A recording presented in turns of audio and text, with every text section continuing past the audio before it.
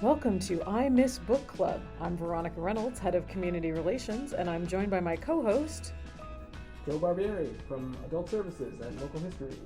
Now, you may have noticed we took a short break when we came back from our renovation, but thank you for those of you who stayed subscribed, ready for our next episode. We are back, and we hope to post once a month consistently going forward now that we're all settled into our new digs. If you're local and you haven't been down to the renovated library, we do encourage you to come and take a peek on everything we did. But in more morbid topics, today we are discussing Mary Shelley. Mary Shelley, of course, the author of Frankenstein, often referred to as the mother of science fiction. Joe, before you started looking into this for today, what did you know about Mary Shelley? I knew she wrote Frankenstein, which I had to read in high school, it's a good thing I brushed up on it because I remember only the tiniest details from. I knew that there was a lot of tragedy in her own life, and that kind of informed the story of Frankenstein and a lot of her works, but I didn't realize how crazy her life was until today. Before we continue the episode, just a quick content warning that this episode does contain discussion of the death of children, suicide, and the endangerment of children.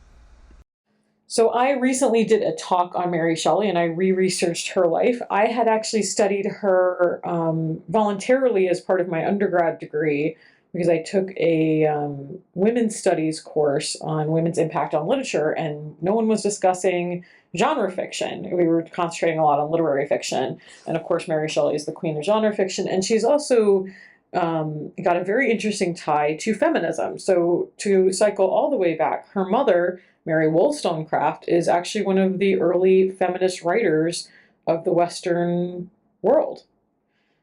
Yeah, she had written A Vindication of the Rights of Women, or Woman, right? Mm-hmm. Okay. Yeah.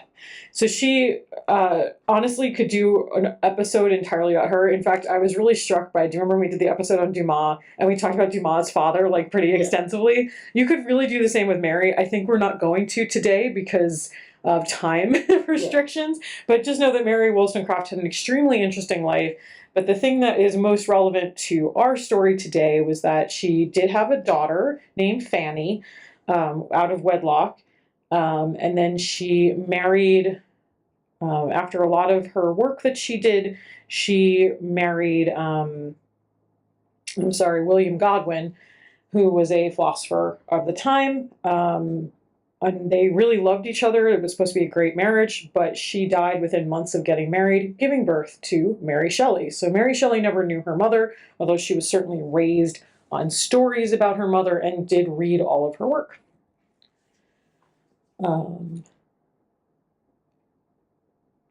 Good. Okay. So Godwin was left to raise Mary and her sister by himself. And by all accounts, he was a pretty good dad. He really loved the girls. He had them educated, which was unusual, although he couldn't afford to send them away to be educated, so he educated them at home, which was particularly impressive at the time because Fanny was not his daughter. The older girl was not his child. But like most men of that time, what did you do when you found yourself without a wife and with two children? You started looking for a woman. Yeah, you absolutely needed a wife. Yeah. And that does happen, right? He marries, I think she's the new neighbor, actually. Yeah. Yeah, convenient. She's right there. Mary Jane Claremont. There's a lot of Marys in this. Yeah, so everyone has the same name in this story. Yeah. That's one of my observations for today. Very common in England at the time. So we'll refer to her stepmother as Jane. Mary Shelley herself we will refer to as Shelley, although she will not gain that name for some time. Just to distinguish her from everyone else. But she does not like her stepmother. Her stepmother has preference to her two children from her previous marriage. Again, there's a lot of name changes here, but we're going to go with Claire as her stepsister's name. Her stepsister renames herself Claire later in life. So we're going to go with Claire because it's different. And Charles, who we will never speak of again because he just doesn't come up relevantly in the story. But it was very clear there was preference given. Claire does get sent away to school. Even though the couple has very little money, she gets a more polished education. Mary also spent some time in Scotland. She was kind of pretty well versed. Yeah, the thing I got from this story is there rich people poor Yes. in this story. Yeah, very, very that. Scrounging for money, trying to get loans or capital to start off these business ventures. But the whole time, these families are able to go away and travel and send their kids to boarding school. So they're what I was just thinking the whole time. They're rich people poor. Well, they're living on debt, right? Yeah. So they never have any money, and they're constantly like struggling with debtors. So Godwin and his new wife start a children's publishing business, actually, which they struggle with for many years. And then on the other end of the wealth spectrum, there is a young man going to college, and this may sound familiar. He has a lot of trouble at college because he keeps blowing things up in his dorm room. He loves natural philosophy, and so he's constantly messing around with that kind of stuff. And he is wooed into revolutionary thinking. He's the son of a lord, and his name is Percy Bysshe Shelley. Shelley in college, he's all of 19 years old. He's at Eton College. And he falls in love with a 16-year-old girl named Harriet Westbrook. They mostly court through letters. Neither of their families approve. They get married and run off without the permission of either parents. So Percy gets cut off from his money, which is a defining aspect of the rest of his life. So he's known to be a young lord, so people know he will eventually have money, but he currently has no money. Harriet has a little girl, and the marriage is already pretty rocky within a year. So important to note, while still very much married to Harriet, Percy falls in love with several women, including a short story I couldn't find more information about, that he moves in with a woman, really charms her, and then falls in love with her teenage daughter as well. So that's fun. Yeah, he must have been a charming guy because he's a man about town. Let's just say that. He's a poet. That's what he's known for. Yeah, so he's a charming guy. So in fact, when he shows up in William Godwin's life, his first aim is actually at Fanny, and Fanny wants absolutely nothing to do with him. She's like, no, thank you. I see right through you. So he has to aim a little younger, and Mary is all of 16, and Percy at this time is 21, and they begin an illicit courtship. And it's important to note here that Mary's kind of grown up with with her biological mother gone, but she kind of lives in the shadow of her biological mother, really resenting her stepmother. Her father is loving, but not always present. So she's had a bit of a tumultuous life, and she has what I would call capital R romantic notions. What did you know about romanticism, Joe, going in? Well, I that's like the time period we're describing, right?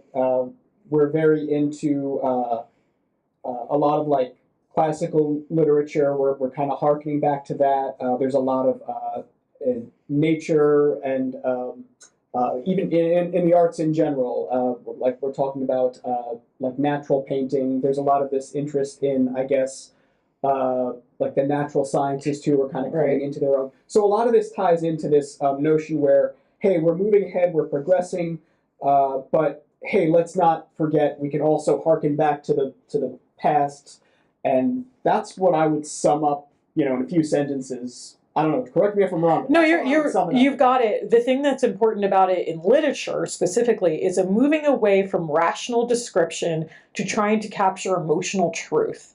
So when we hear romantic, we may think love, and that certainly can be part of it.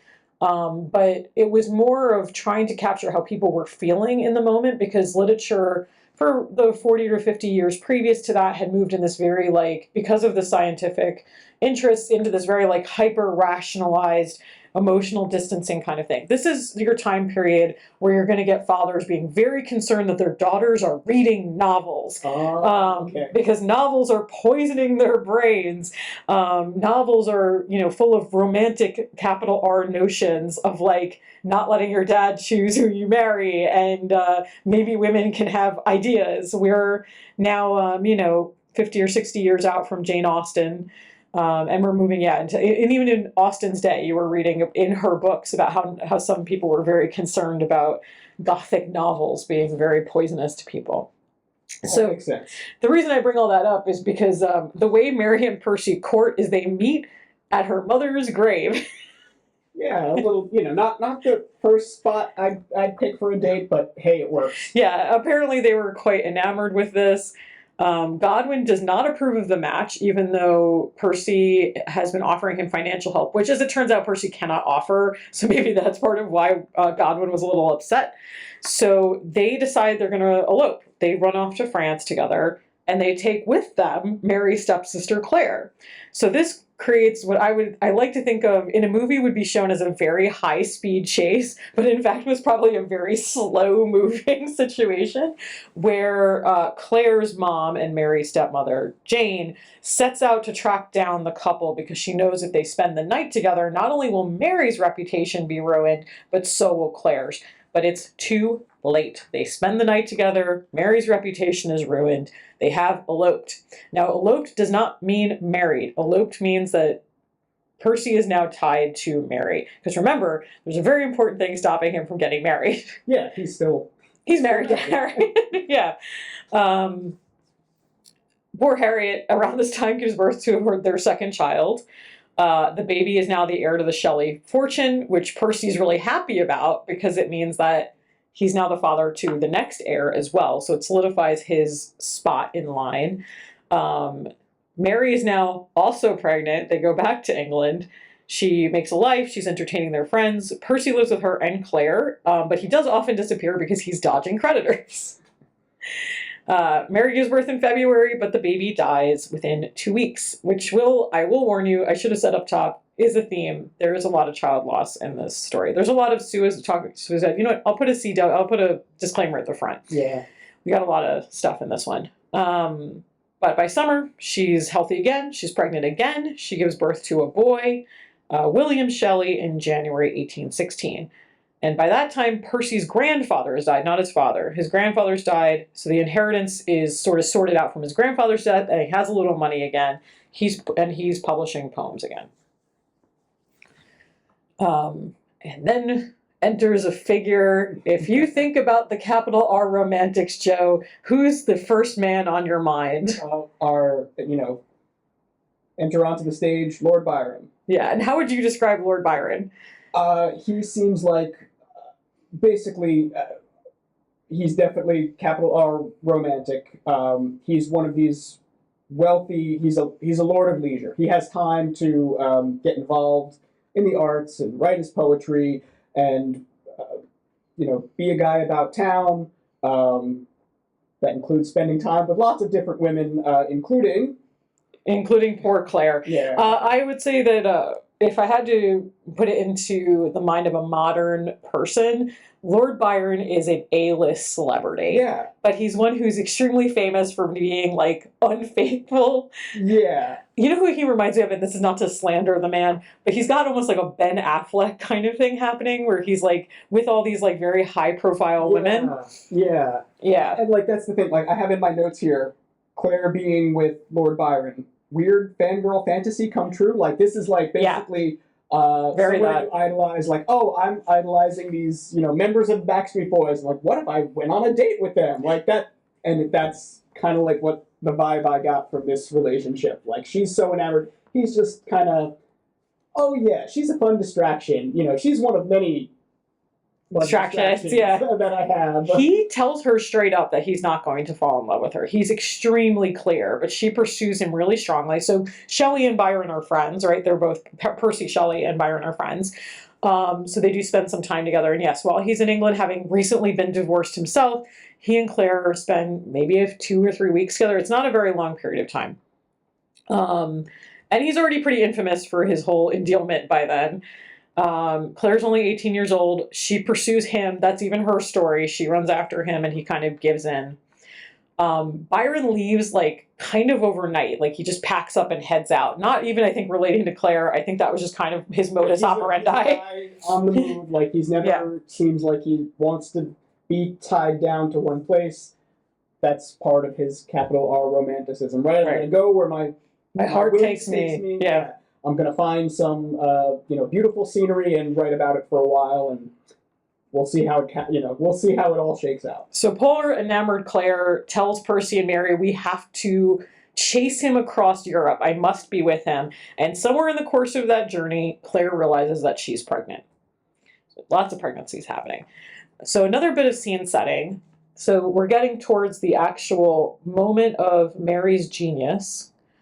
What is happening weather-wise that year? Oh, okay, good. I'm glad you brought this up because this is like my history moment. Yeah, go ahead, Joe. So I had a feeling. We're in the year 1816, and this is the year without summer. And that's basically in the Pacific Ocean. There's Mount Tambora erupts, this big volcano. There's all this ash and soot and things in the air, and that's actually there's enough of that in the air to absorb enough sunlight where the temperatures are down from average.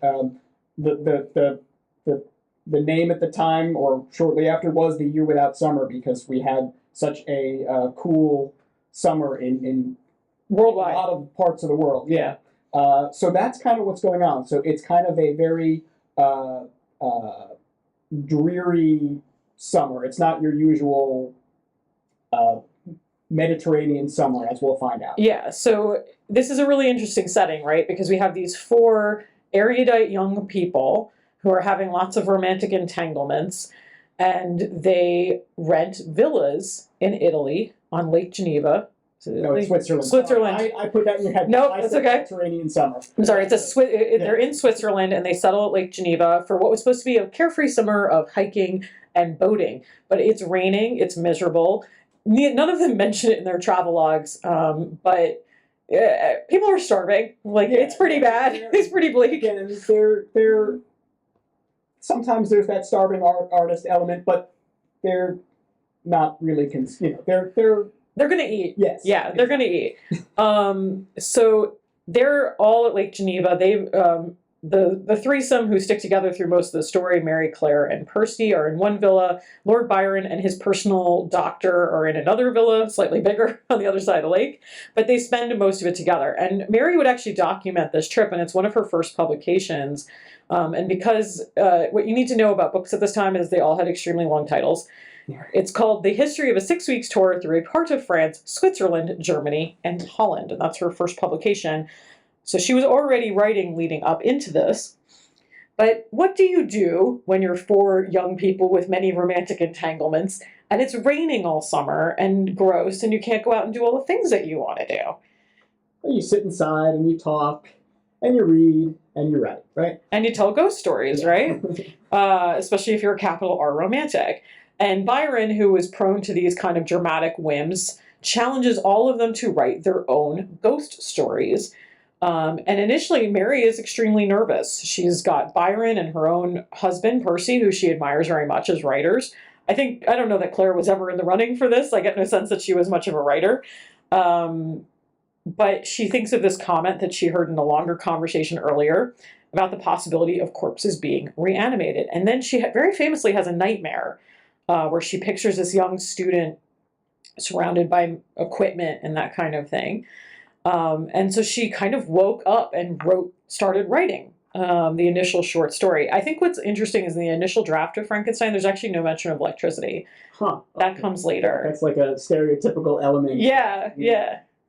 Whether through, the story evolving or the retellings of the story, definitely a big part of it. She's not terribly concerned about how he animated the body. I mean, if you've read the book, Well, she has to hand wave it away because otherwise everyone would know. Everyone would say, well, how'd you do it, Dr. Vic? How'd you, but the whole thing is, well, it's such a terrible process that it's a very good out, right? It's such a terrible process. It's a horrifying power that no one should have. So I'm going to leave out the details because if anyone did find out, exactly, have that genie would be out of the bottle and everyone would know and be making these creatures and monsters, right? In fact, which brings us so nicely to my next point, the original title was Frankenstein or a Modern Prometheus.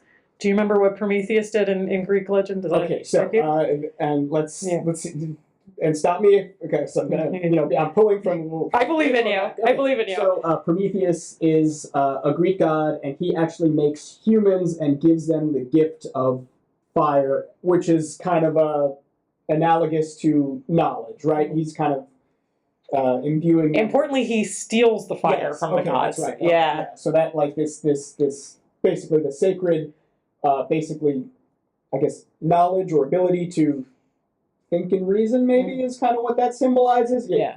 he gives it to humans, so that's what kind of gives us souls, our human essence, basically. Right. Yeah, for sure. Our ability to survive, right? And I think that's so interesting because they dropped that subtitle, I think, in the second edition, like pretty early on, the subtitles dropped. Obviously, any book you buy now has it in there, but it was gone for a while. And I think it's interesting because I think it's quite telling of what Mary was aiming for. She's interested in talking about what happens when a god abandons his creation, right? Or I think too, as we'll see with running through Mary's life, when you lose your parent very early through varying circumstances, certainly that's something she wrestles with personally. How does that affect somebody? So probably everyone knows some version of the Frankenstein story because it's been made into hundreds of films and books and stuff. But I think what most people don't know about the original book is that it's epistolatory. It's written in letters. There's a, bookending letter. There's this big framing device, which that's one thing that I completely had forgotten about in high school. But there's this big, the framing device it's this sea captain and their boat is stuck in ice, right? Yep. So, and they come across this guy on a sled, like trudging through the Arctic, basically. Oh, half dead. Yeah, half dead for sure. And that's Dr. Frankenstein in pursuit of this creation, and then other way around, the creature is pursuing him. Okay, he's running from the creature. So, see, there's another. No, it's okay.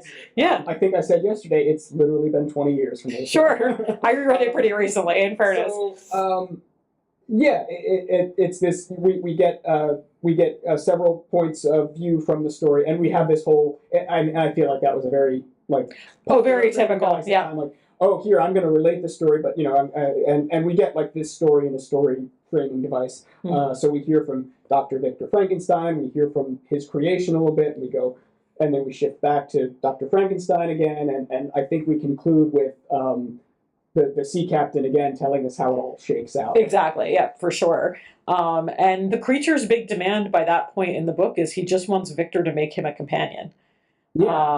Which is terribly sad. I will also say, I think one of the other things that gets lost in translation is in all the movies and stuff, he doesn't talk. Whereas in the book, he monologues extensively. The creature has actually a lot to say. He is never named, but he has quite a lot to say for himself. He tells his story. It's his story in his own words because Victor abandons him at birth, essentially, at creation. So he doesn't know what's happened to him since. So this first draft comes out. And Percy and Byron quite like it. She's the only one who completes a story for this challenge, so she wins de facto. And Percy encourages her to turn it into a longer book. Now, there are accusations at the time and for a little bit following that Percy wrote it, but modern analysis says that he probably line edited it like a modern editor would, but did not actually contribute much when you compare their writing styles. She did write the vast majority of the book herself. So they've just had this very exciting summer. Byron wants nothing to do with Claire. They go back to England again. And this is when we begin a series of pretty big tragedies. So Mary's older sister, Fanny, has been serving as like a go-between between their father and Mary. When the trio gets back, she visits them and she begs Percy to let her live with them, but Percy's worried about alienating Godwin even further. He's also very concerned because he has recently lost custody of his own children, with Harriet, and it's starting to become apparent he might lose custody. They might lose custody of the baby they have together because of their antics. So he says no. And whatever Fanny was going through must have been quite terrible because she writes Percy a letter. Actually, it's unclear to me who she wrote the letter to, but Percy ultimately reads it. It could have been to Mary, I suppose. And he leaves the house in a hurry. A similar letter goes to her father. They both arrive in the same town that the letter came from around the same time. Of course, they won't work together. But it doesn't matter. She's not there. She's moved on to another location, and she has taken her own life in Wales in 1816. Because suicide was such an anathema at the time, not only does Godwin not claim Fanny's body, but he doesn't even tell her brother for a year that she's gone. She's buried in an unmarked grave, which is pretty tragic. And then there's another big tragedy I think shortly after that, right? Yeah, not long after at all. Poor Harriet. So Percy's abandoned wife is just, she can't remarry. She's still married. Yeah. She's been tarred because remember, this was a runaway marriage to begin with. So she leaves her children with her parents. She goes to the city and she commits suicide as well. And she is very pregnant when she commits suicide. There's debate. It could, in theory, be Percy's. He was back in London at the right time and he did visit her at that time, but it could also be someone else. It's never come up. Again, because suicide is so poorly looked upon, she's buried as Harriet Smith. And this is why Percy was so worried about losing custody, because after she passed away, he lost custody of both children. Her father claims both kids as his. So that was November 1816, and thanks to pressure from Godwin, December 1816, so a bare month later, Percy and Mary are finally married. She's officially actually Mary Shelly.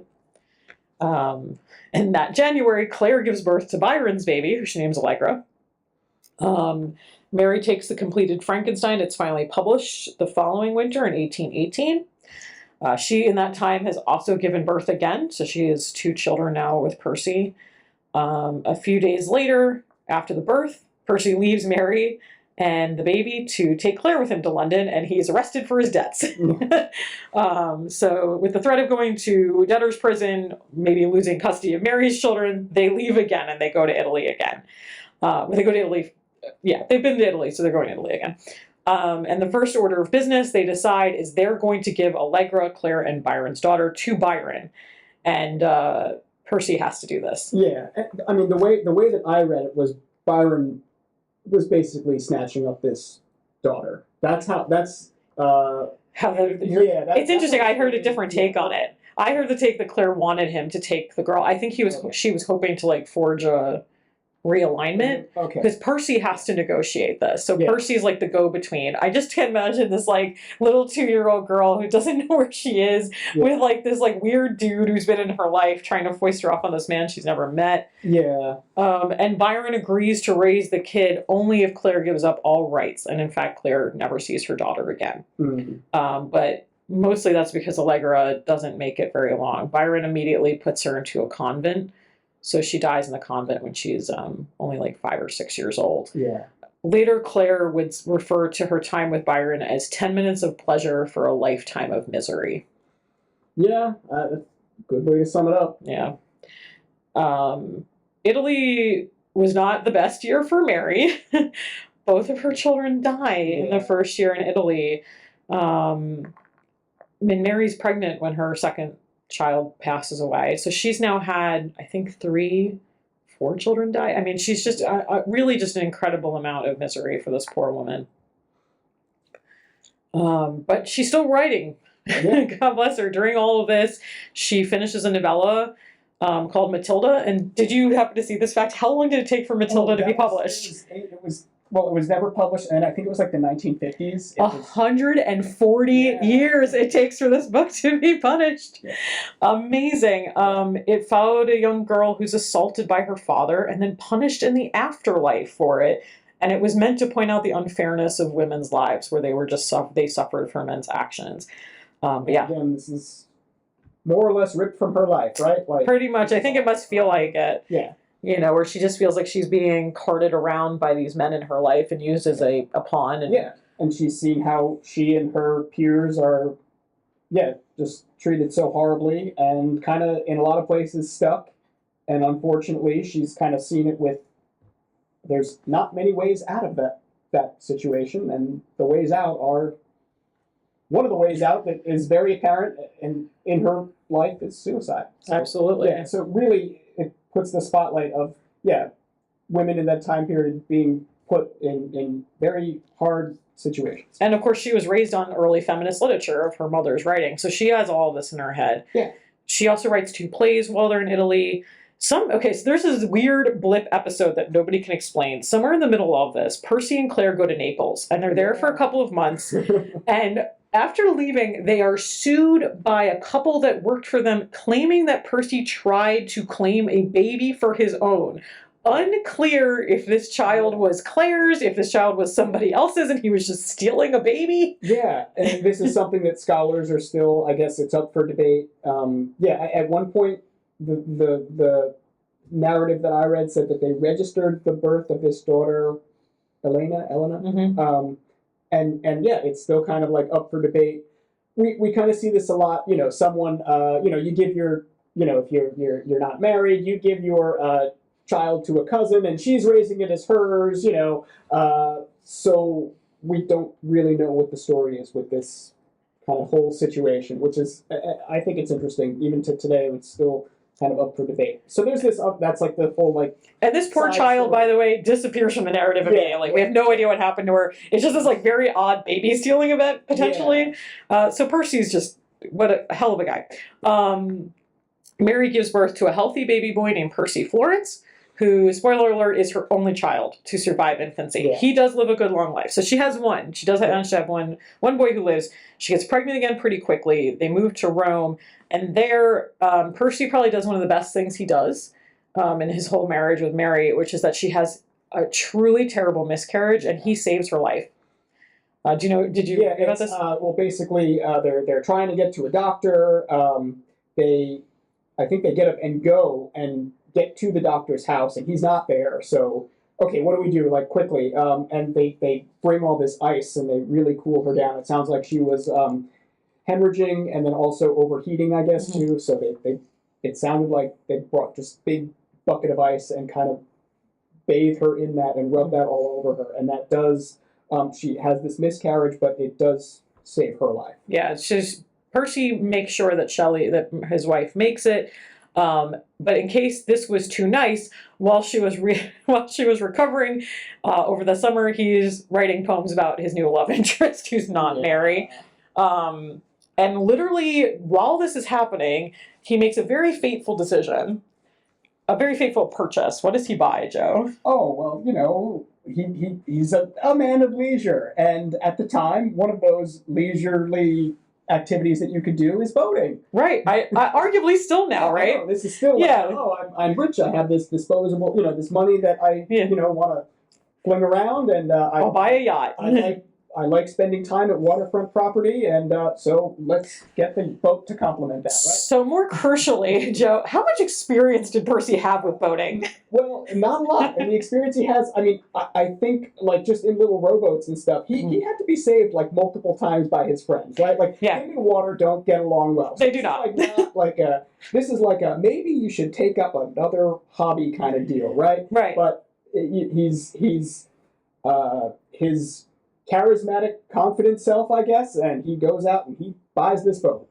And he takes his friend Edward Williams and a poor teenage boy named Charles Vivian into this boat. They're on, I think, the second leg of the journey, and there's a storm, and nobody survives.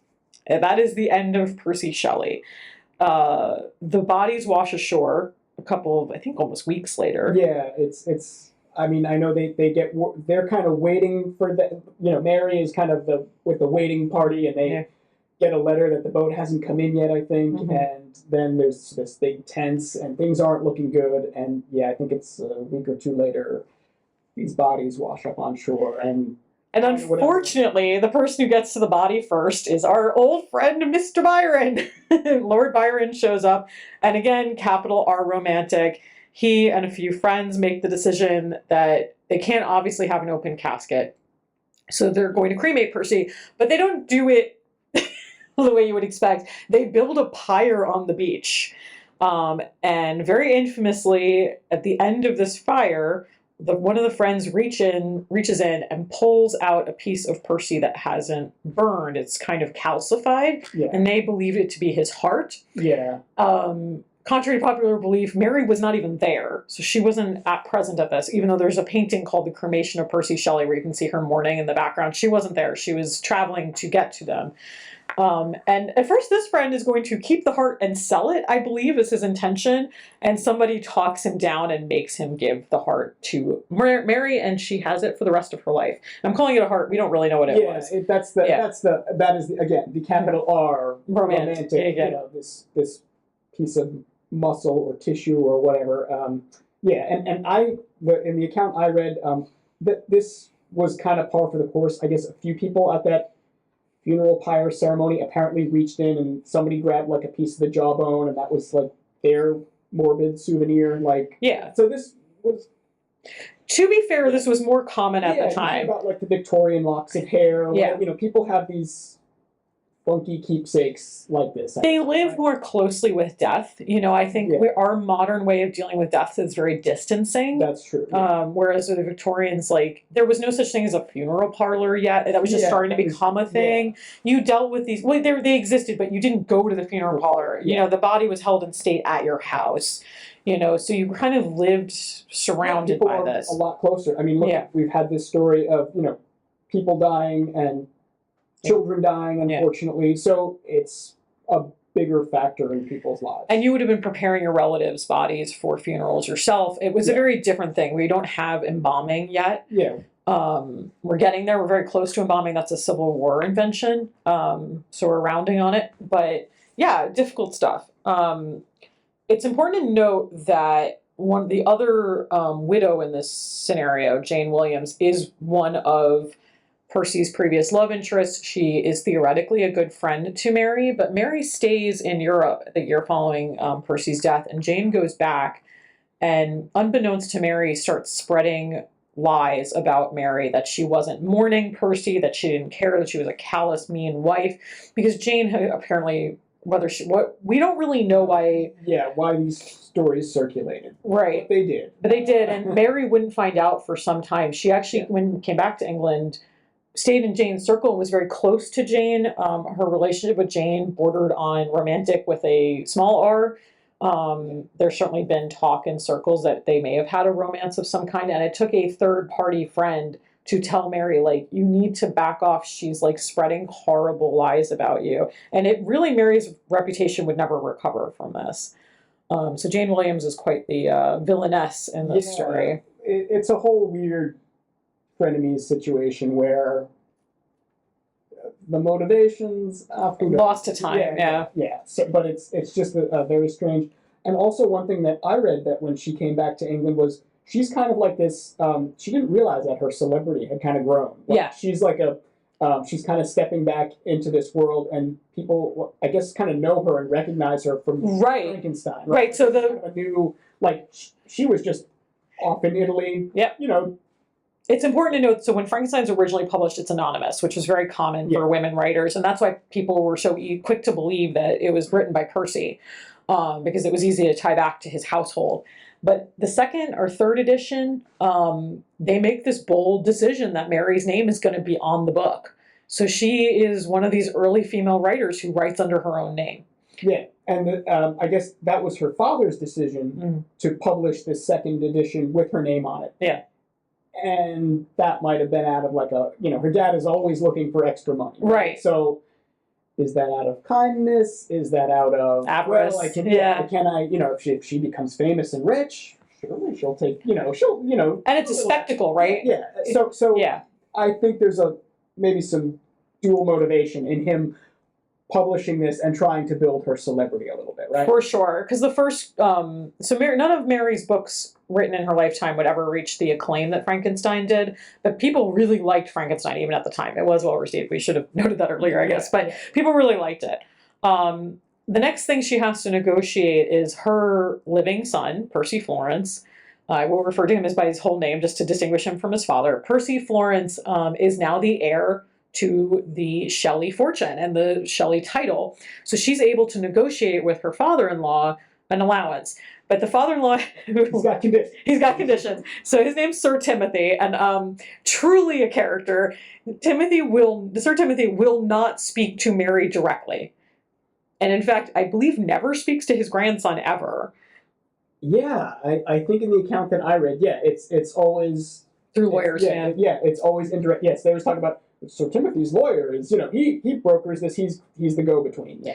And the other big stipulation that you may have run across had to do with Percy, right?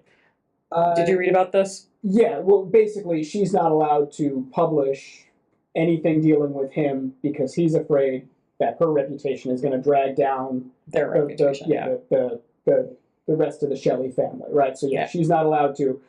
So I think someone suggests to her, "Oh, you should write a biography," but she can't. Yeah, so she is allowed to work on his poems, more Yes, importantly. yeah. So the way Mary gets around this is fascinating because Mary, to the end of her days, is a very staunch Percy Bysshe Shelley fan. Yeah. She wants to make sure his work lives on, and Percy had become a poet of some renown in his own time. Yeah. But she wanted to make sure that his star didn't fade. So what she did, because she wasn't allowed to write biographical material, she heavily annotated his poetry when she published it. So it's full of her little asides and notes about him. And she would let anybody interested in Percy interview her. So even though she was not writing material directly, she was giving stuff away to everybody around her. So she's also partially responsible for Percy Bysshe Shelley for staying in light. Yeah. So she publishes another book named Valperga. It comes out 6 months after Percy's death. People liked it okay. And then, more importantly, in 1826, she follows it with this book called The Last Man, which I don't recommend reading. It wasn't received well.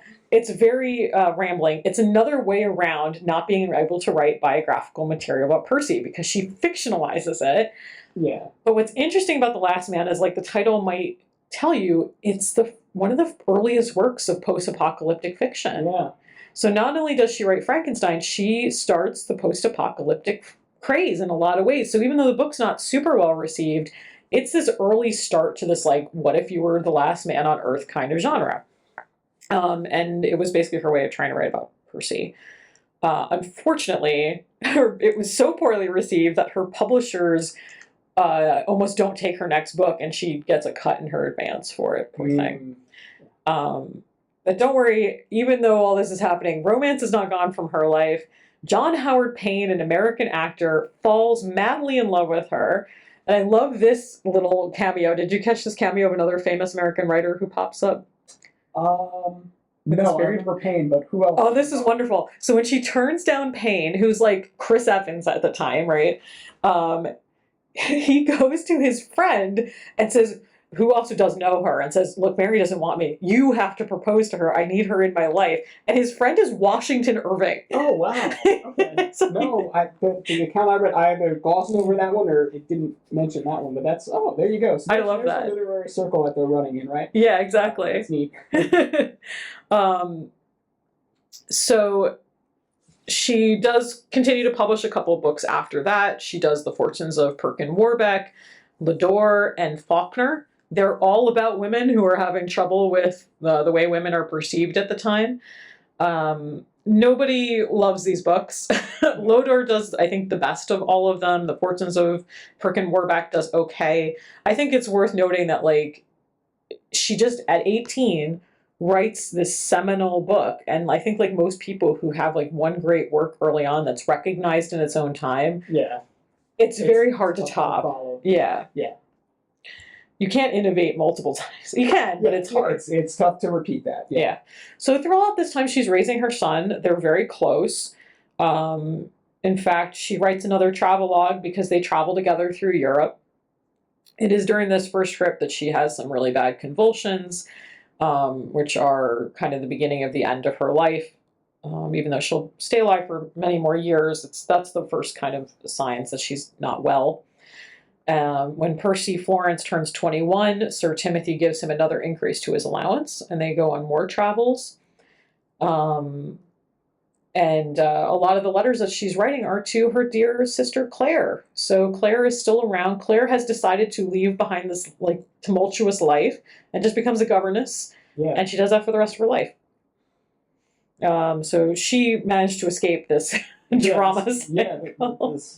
But that's I guess becoming a governess. I think it was in, like, Russia or something. Yeah. Like that's how you Scandinavia, maybe. She was somewhere like remote from England. Yeah. So she and Mary do continue to write for the rest of their lives. They are still close. In 1844, this was unbelievable. Sir Timothy finally dies. Do you want to talk about spite? At what age does Sir Timothy die? Did you catch this? It was 90. He's 90 in the 1840s. Do you know how hard that was? That's up there. That's ancient, right? I mean, this man who has held money over the heads of, like, 4 generations of people at this point. Unbelievable. And that means that Percy Florence is now Sir Shelley. he has that title. He's comes into his full money. So for the first time in her life, Mary never has to worry about money again. She's well taken care of. She's close with her son. But because of that, maybe she gets a little bit back to her old ways, and she has this terrible chapter because she becomes enchanted by this man named Fernando Iteshi. He's a young aspiring writer and former policeman, and she takes all the letters that she writes him and she blackmails her with them twice.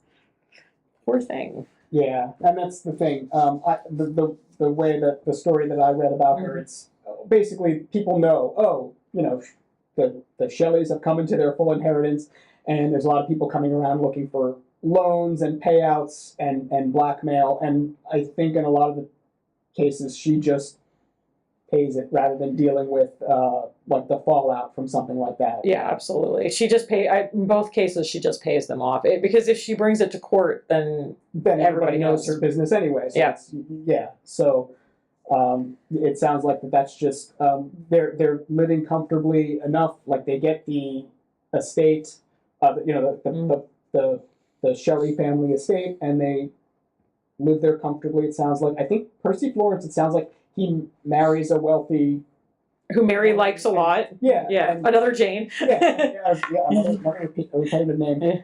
And everything, it sounded like he just kind of led this life of British gentleman, man at leisure, kind of life. He was a supporter of the arts. He opens an amateur theater, I think in his own house. Because he's got the money, why not? Yeah, he never has kids himself. But he takes care of his mother very well by all accounts. And like I said, she gets along with her daughter-in-law. She travels with them whenever they go abroad. They take her with them. But she does have these bouts of paralysis and horrible headaches. She really struggles to write in her later years. It really reminded me of Louisa May Alcott, who we should also do an episode on. Yeah. But unfortunately, she does die at the age of 53 in February 1951.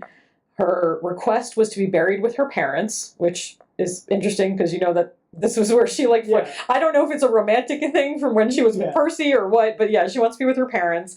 And I love this detail. Her daughter-in-law and son decide the cemetery that the grandparents are buried in is in horrible repair. They think it's a filthy hole, but they do want to honor her wishes, so they exhume her parents and they move everybody to a better cemetery. Yeah. So she's buried in St. Peter's Church in Bournemouth. He and Jane don't have children, but they adopt Jane's niece, so she becomes the Shelley line. She has an incredible legacy. So here's a Frankenstein fact for you. Okay. It's never been out of print. Oh, wow. Okay. So that's a pretty long streak. Yeah. Going. Yeah. It's helped now by the fact the book's in the public domain, so anybody can publish it. Yeah. But through it went through 1 million editions. And arguably she's one of the most famous female writers of all time, I would argue. It was interesting about Frankenstein as a legacy is I think people think of the film adaptations far more than they do of the book. There's been literally dozens of them. There's more films than anyone could count. In fact, 2 weeks ago, I went and saw Lisa Frankenstein in theaters, which is a very silly little movie that I quite enjoyed. But what an impact she's had. And I will tell you, the interesting thing was, as I was watching Lisa Frankenstein, I had just done this talk, and they do homage stuff to Mary Shelley's life. Oh, wow. Her closest relationship through that movie is with her stepsister. Oh, okay. That makes sense, yeah. Which is really interesting. They kind of refer to Mary almost more than they do the book. But I think what's interesting about all those adaptations is very few of them are that faithful to the book. Yeah, it seems like the book themes of, hey, what happens when you create something and abandon it? What happens to these loves or these, quote unquote projects that you just get up and leave, and, they're still feeling and thinking people too, and they're going to feel bad about that and might not appreciate that you up and left them. And that was kind of a running theme throughout her life and the lives of the people around her. Yeah, like how you deal with abandonment, right? I think this is a huge theme in loss and grief. And it's interesting that they take the creature who becomes has this whole interesting path where he goes from knowing very little to having these big philosophical conversations by the end, and we never really get past the grunting stage in the movies. Like reading it in high school, I remember that was the big surprise. It was the surprise that, well, oh no, I'm gonna sit here and let's talk about life and philosophy for a little while, and it's not just this monster coming after everybody. There's a little bit of that for sure, but it's you see why the image that they had to pick up in the film got adapted, and is what we, in the public consciousness rather than the thinking, brooding, why did Dr. Victor abandon me? Yeah. Who would do this to their creation? You see why that got picked up in the popular culture. Oh, for sure. And I think one of the funniest little satirical things is when you watch Young Frankenstein, which I did not realize because I'd never seen the original Frankenstein movie, is an almost beat-for-beat remake in a lot of ways. But one of the big changes they make in the plot is Frankenstein accepting the monster. In fact, they have that great dance number where they, where they do Putting on the Ritz, and what a difference that makes when Frankenstein loves his creation. Yeah. And I don't know how much Brooks intended to be taken from that from the original, but I loved that. And I think it's not only funny, but it makes it a more heartwarming film. Well, it makes it more heartwarming. And of course, things are funny when they're not the way that we expect them to turn out, right? And that's like a fun little, well, here's the goofy twist. And yeah, you're right. It does make it a much more heartwarming story. That's Mary Shelley. That's her life. Her impact is incalculable. They call her the mother of science fiction. And I think she certainly, that's a title they can certainly ascribe to her. And I think mother is a very appropriate term because I think she motherhood was very central in her life, both in the lack of and then her own struggle with it.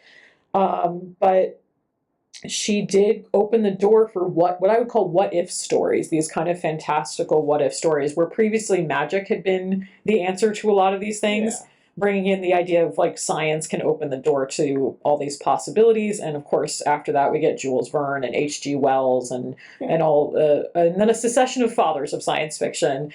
We don't really get women getting the chance to play a big part in science fiction again for a long time. So it's always good to remember the roots. And thank you so much for rejoining us. We're going to do an episode on book banning in America, appropriately for National Library Week, I think, next month, and Banned Books Week, I think, is next month. So that'll be nice and topical. We've got a few other topics. As always, if you want to give us a review on iTunes or whatever podcast situation you've got going on, we'd appreciate it. But thanks so much. We appreciate you coming back and spending time with I Missed Book Club. And we'll talk to you soon. And as always, read on.